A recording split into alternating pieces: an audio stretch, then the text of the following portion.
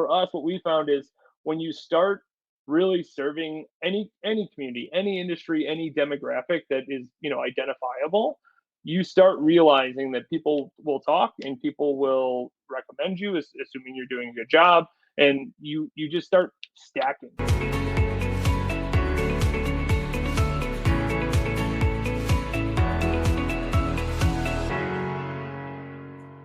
Get ready for an exciting episode of M&A Insights. Today we're joined by Justin Neagle, the dynamic chief storyteller, as he calls himself, at Spot Migration, an MSP with a laser focus on the construction industry. Justin reveals the secret sauce behind Spot's success, how their deep industry expertise and tight-knit networks make them masters at converting leads into loyal clients. If you've ever wondered how specializing in a vertical can supercharge your growth, this episode is packed with insights you won't want to miss. Tune in and discover why going niche is the way to win in the MSP space. But first, before we go any further, let's get some housekeeping out of the way. My name is Madhur Dugar. I work in the IT and software M&A space, and this is my podcast series, M&A Insights. If you are interested in having a conversation around the strategic direction of your firm, are looking to grow your book and want some marketing and business development help, or are an investor looking to make an acquisition in this space, write to me at podcastwithmadhur, that's MADHUR, @gmail.com, or reach out to me on LinkedIn. But let's, for the sake of our audience here, just give us some background. Your LinkedIn profile states you're the chief storyteller at Spot Migration, right? Tell us a little bit more about Spot Migration and your role there. Yeah, absolutely. So it is an awesome title. That's I'm just going to throw it out there. It is an amazing title that I made up because I'm a storyteller, and that's what we do. We make stories up, which is effectively that. But at Spot Migration, we are a managed service provider headquartered in Chicago. We also have clientele in Arizona, which is really awesome. It's where I'm located in the Phoenix area. And for us, one of our big pushes probably 4 years ago was to be a little bit more verticalized, where we decided, hey, what we want to do is we really think that this particular demographic, which in our case is the construction space, architects, engineers, construction, they just resonate with us. We speak the same language. We have very similar vibes, as they say. And we realized those were our favorite clients 4 or 5 years ago. And we said, hey, well, why don't we just try to get more of our favorite clients? Like, let's try to do that. That might be a good idea. Since then, we have a podcast, 5% top podcast globally in the space. We have recorded over 110 episodes. We have increased the amount of clientele that's in the construction space significantly in this time. And we've realized that it's a lot easier to grow when you're being a little bit more verticalized. We understand some of the risks that people are like, oh, well, what if the construction industry goes under? Or, like, what if 2008 happens again? All of those things being very true. But what we found is, man, there are a lot of great companies that are in the space that we can service, and it just resonates with us. And we've decided, hey, this is the path we take. It's not like we won't take on somebody that's not in construction. But man, when you really focus your marketing efforts and your service team and everything, around a demographic, which I can get a little bit more into, it really changes everything. And as far as chief storyteller, it's very much marketing, sales, and culture, right? Like anything that you have to tell a story to explain yourself, to explain who you are, to explain why you're doing the things you're doing, that is where my expertise comes into play. We don't say, no, we're not going to take on other clients. But when we say who is exactly who you want to work with, it's going to be companies in the AEC space, usually 30 to 200 seats. So construction companies can be a lot larger than that because they have a lot of trades workers. But for us, we think about it as computer users. So somewhere between that 30 and 200 computer users. And one big differentiator, other than the fact that they're in that space, is they have somebody in a leadership position or on the leadership team that is an operator. They are an operations person that believes that IT can be an actual magnifier, it can really be a productivity enhancer. What we found is when we get people or companies that have COOs, instead of going directly to a CFO, which is more traditional for a lot of IT companies have seen historically. But when you have IT underneath operations instead of finance, it changes the conversation significantly. And we love our operators for sure. To hear. Okay, so And then what are some of the unique challenges you think that businesses in your industry of that size profile, right, tend to face? Yeah. So one big thing that we've learned just kind of doing this for as long as we have, Spot's been around for 11 years. We continue to learn. It's one of our core values is continuous improvement. And what we find is we get companies from all shapes and sizes on the operational maturity level, right? So Mm-hmm. um, you could be somebody that like I'm running a business and I really don't have a lot of business thought acumen maturity, all the way to, oh my God, you're a trailblazer in front of everybody, right? From 1 to 5. And for us, what we find is when we go into most prospects, they're lower on that scale, right? They're not necessarily Mm-hmm. always a 1, but they are lower on the scale, certainly. And it's our job to educate them why it's a business decision. IT isn't a technical decision, it's a business decision. Mm-hmm. And anybody can do the technical. It's more of what's the business parts that company is bringing to the table. For us, we believe wholeheartedly it's all about process. It has nothing to do with, again, the technicality of things. It's more process driven, and that's what companies seem to be really attracted to us. We are an entrepreneur's operating system, or an EOS company, which we've been working with an implementer for over 5 years now, and that helps us build process. Our SOPs, or our core processes, what we call them, are very robust and very built out. And that is a massive differentiator for us. Matters. So, like construction companies, cash flow is everything. It is Right. absolutely everything.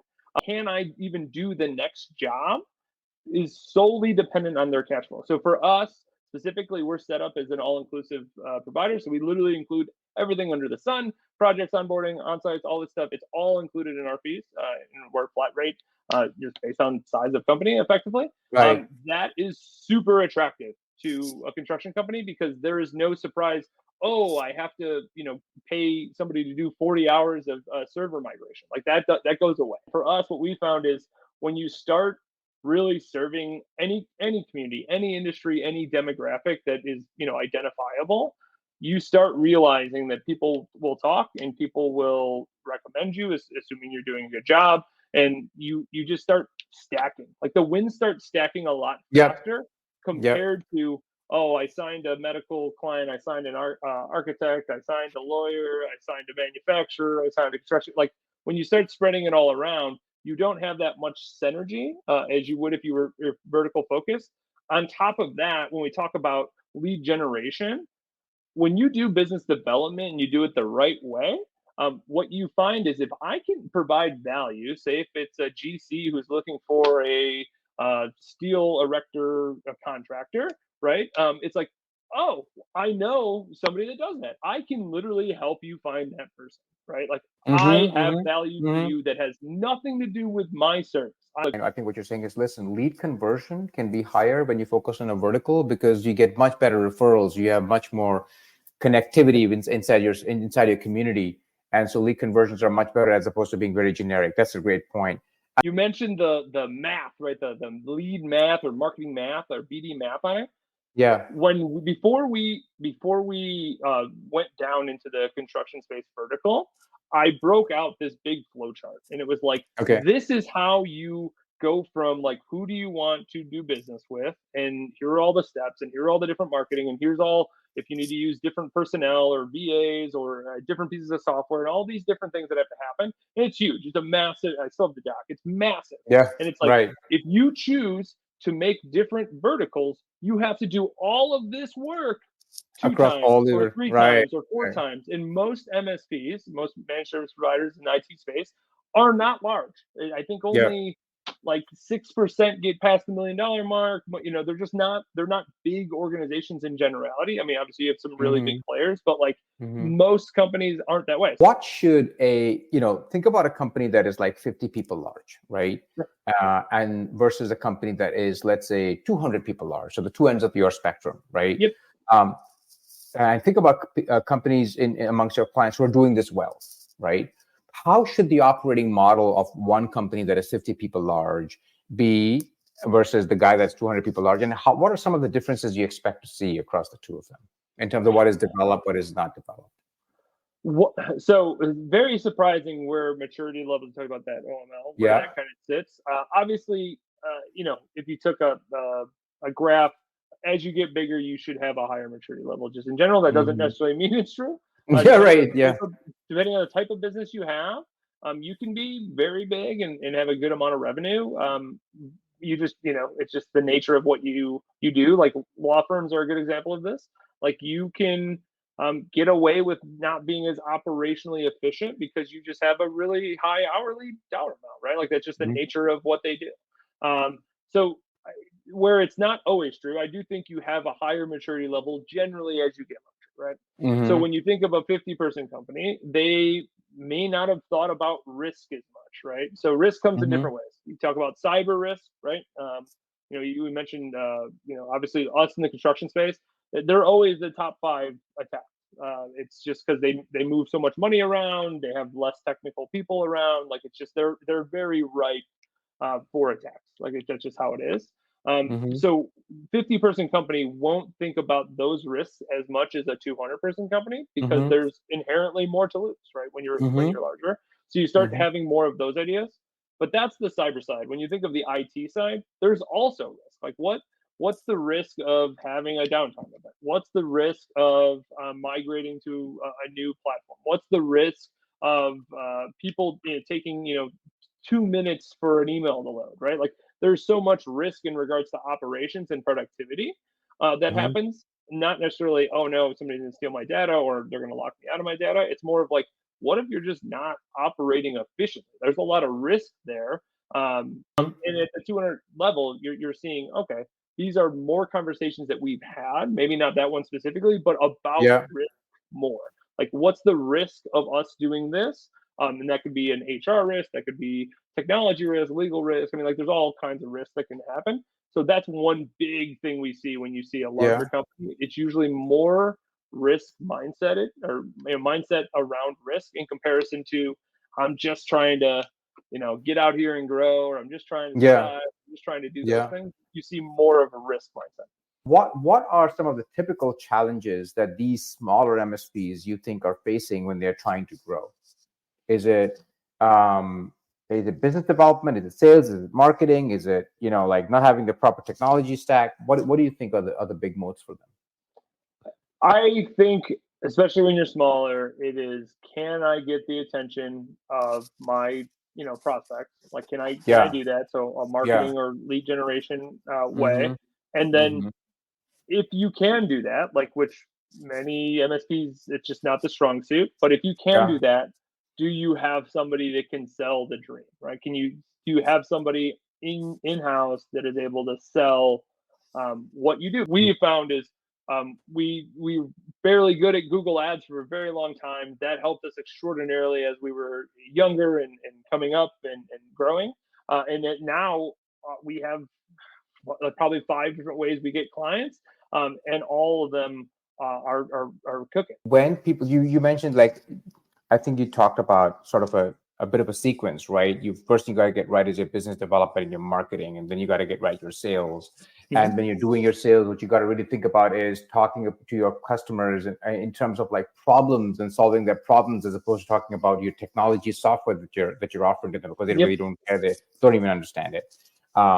So to me, this sounds like very sensible advice that like a founder or of a company should, like, if not explicitly, at least intuitively understand that this is what has to happen. And yet we hear this story all the time, that they are not able to solve it. I believe that anything in life to be successful, it's the 3 S's of success, right? Strength, structure, and strategy. I believe that wholeheartedly. Now, most owners, certainly if a founder, right, most of them had enough strength to say, hey, I'm going to start a business. I'm going to get up every day and do this thing. And like, you're cranking away at it. If you are super, super, super passionate about it, you will grow. Like, you will absolutely grow because you have enough strength to do it. Now, you will hit a ceiling because you have no structure or strategy, or both of them, right? Like, that's going to happen. And I think that that's where people get in trouble, right? So what's the strategy? Where do you want to go? Like, where is that, right? Then work backwards and say, okay, what structure do I need to put in place to make that happen? If you had to give one piece of advice to an MSP, an owner of an MSP, to make them better at what they do and help them grow, what would it be? So structure's high up on there. I Yeah. certainly believe that.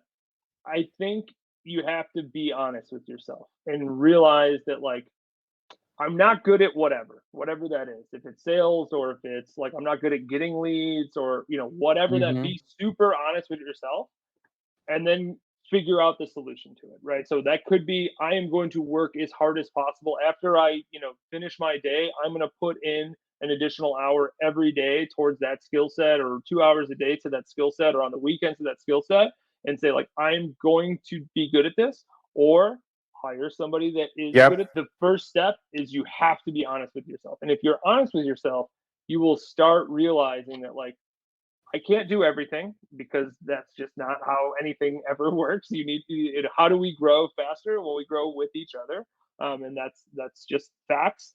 So that would be the thing. Be real honest with yourself. Thank you so much, Justin. I thought this was a fantastic podcast. I really appreciated all the insights that you had to offer.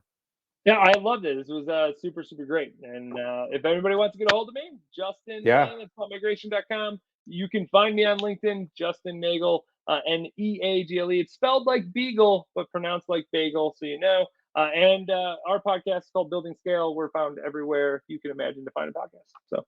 And I highly, highly recommend his podcast, and I highly, highly recommend his posts. They're awesome. So please go ahead and connect with them and read them. They're great. Thank you so much. Appreciate it.